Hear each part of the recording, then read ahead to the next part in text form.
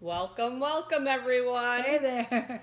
Today we're going to be talking about siblings who have another sibling with disabilities. So the typical sibling and the issues that come up with having a sibling with disabilities. I'm Sherry. I'm a mother of a child with Down syndrome, and this is Roberta Curry, who's a special educator. And I don't have any siblings, so I really can't really speak to this except I have two. I'm telling Mom, stop touching me. You're breathing my air. I have two older brothers, so I was the baby. I'm surprised I'm still alive. Right. No idea how thirdborns make But, it. but as you get older, your sibling relationships become the most important relationships in your life. You share all these common experiences. Nobody else had to eat the same meatloaf every Monday except your siblings. So, but when you have a sibling with disabilities, it gets a little bit more complicated. Those relationships change, and how your family dynamic is set up can really make it a successful situation or a less than successful situation. So we're going to talk about the. Do you want to talk about the downside first or the upside first?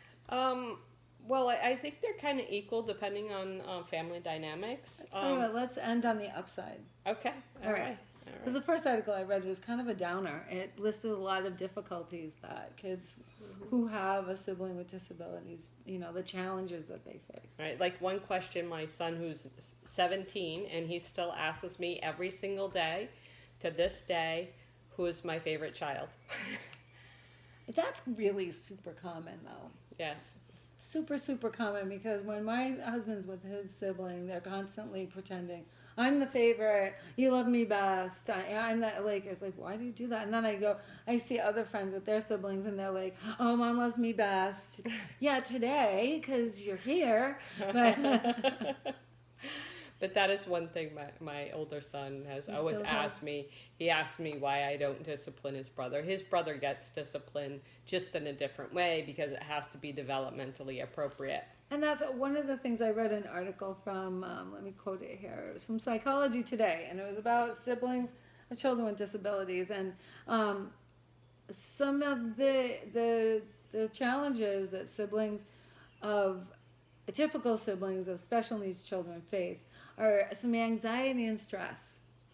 And some of these problems are common because the typical sibling might feel disconnected or not involved with their siblings' care. They may, or convexly, they may be saddled or burdened with a lot of care for their disabled sibling. So extreme ends of the spectrum can be anxiety and stress producing for typically developing siblings. They may feel ignored by the parent when money and time resources and things like that are in short supply, and there's a lot of doctors and therapy visits. These kids can feel pushed aside or dumped off on grandma or auntie or something like that, and just not feel included or involved in the process. So that's one thing I've done with my older son is I tried to make his life as typical as possible or as normal as possible. I dragged his brother to hockey games, baseball games, even if I had to sit in the car with them. It was hard on me, but I'd rather put that burden on myself than my child, and I tried to make his life as normal as possible, and so he could have the experiences that other typical kids have in his age group. And I also try to minimally have him watch his brother, even though he's older, because it's very different watching a child with disabilities. It's a lot more responsibilities involved. Right. His brother's 14 now. If they were 14 and 17, it'd be no big deal if they were home for a couple hours on their own. But with a child with disabilities, his brother still has to make sure he doesn't turn on a stove or walk out of the There's house. There's more safety concerns. There's more safety Definitely. concerns where, if he was with his 14-year-old typical brother, that typically would not be a concern at all. You wouldn't even have to think of that. You're just kind of hanging out and looking out for each other. So I've always tried to do that and put all that pressure and stress on myself and take that off of my son, my older son. But he's also involved in his brother's life.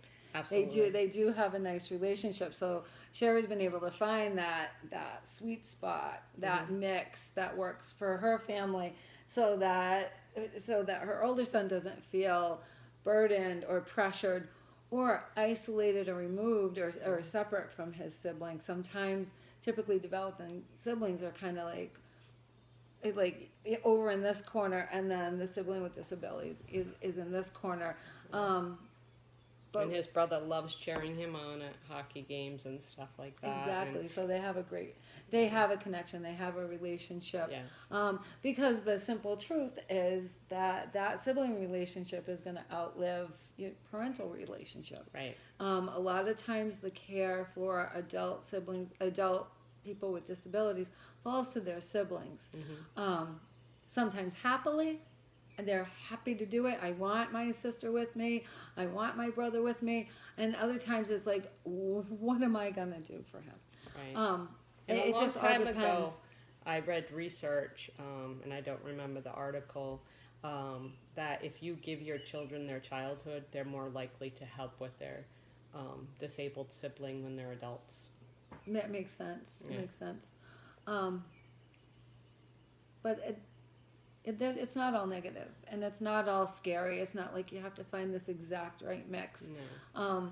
There's a lot of benefits to having a sibling with disabilities, the empathness, the humbleness, Right. the drive, the appreciation, and the gratitude of their healthy body. I mean, I think my oldest son appreciates more that he can learn, he can use his body to play sports, and he's not inhibited by things then, because he watches his brother struggle.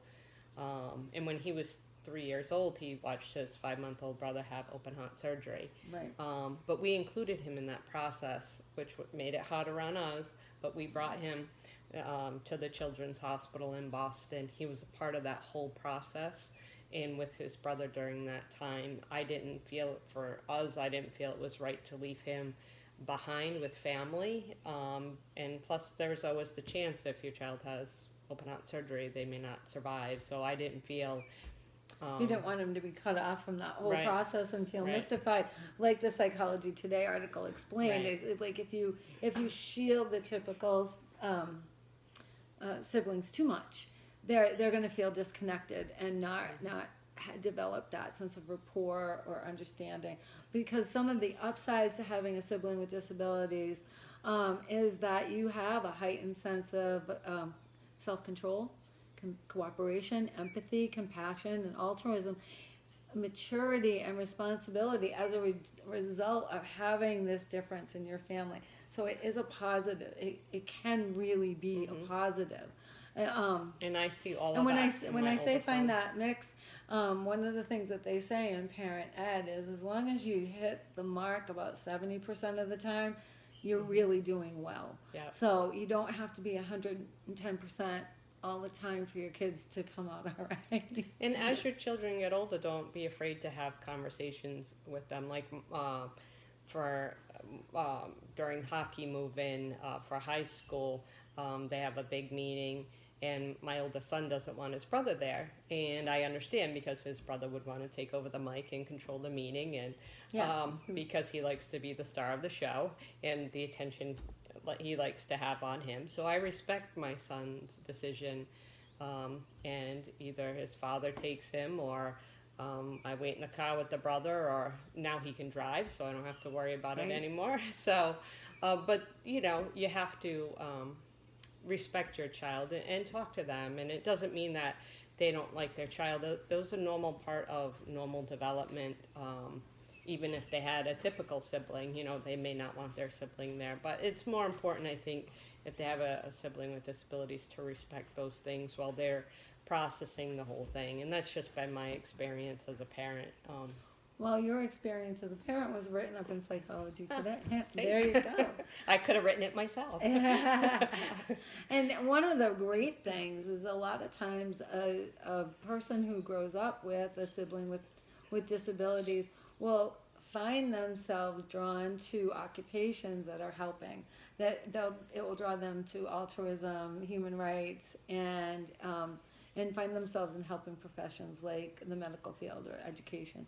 So it can be a beautiful thing. Like every sibling relationship, it can be beautiful, or you could be touchy. Right. I'm a third born, so you can only poke the bear so many times, and as third borns, well, Yeah, right. our inner monster comes out. Right. But I mean, it's been a wonderful experience. I think with my two boys growing up together, and I think it's been very beneficial to my typical son in his development. Even when I go to teacher conferences, they're like, his teachers have nothing to say. Your son's wonderful, gets along with everybody. So I attribute his brother and that compassion and that empathy for other people. Those qualities. Yep. Self-control, very driven. compassion.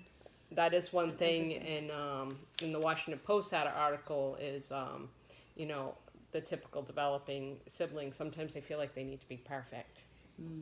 And I see my son always striving to get good grades. He's like the easiest kid on the planet to raise because he does not give me any issues. Right. Well, he's developed that self-control and that compassion and that level of understanding. Right.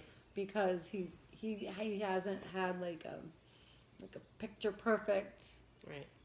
Brady Bunch type of right. upbringing. He's had to deal with some struggles and some anxiety and stress. And you know what? Maybe there's something to that. Yeah. A little bit of stress is good. Yeah, in some regards, but I think also at a very young age, he knows he's not invincible. True. So the risk-taking, especially that young boys take, even young adult males take, I don't see that there. No, that's good. It's good in one regard, but it's also an important part of, a young man's development too as well. But maybe he'll take like different risks, like the stock market or something. Academics or something. We are not financial advisors. No, please. That was a joke. It really was a joke. Sorry. But to wrap up, there isn't a huge amount of research into the sibling relationships, but there are things that have been written about. I recommend reading the Psychology Today article. There, it does start off with a real negative twist about all the difficulties and all the challenges that kids will face growing up with a sibling with disabilities. But then it does end on a very positive note and saying, that if you just treat them, you include them, make them part of the family, they'll be better off for it. Yeah. Like I always say, we're all better off for having people with differences in our lives. Yeah. Absolutely. And if you like our content, don't forget to share, hit that thumbs up, and subscribe to our channel. All right. We appreciate you all, and thanks for watching. Bye.